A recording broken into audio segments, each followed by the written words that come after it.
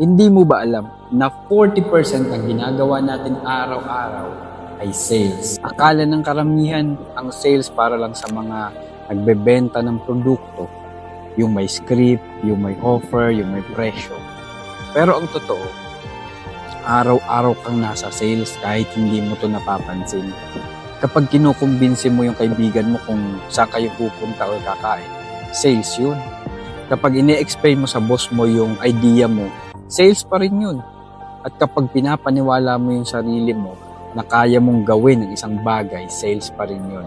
Kaya kung iiwasan mo ang sales, parang iniiwasan mo na rin yung isang skill na araw-araw mo namang ginagamit.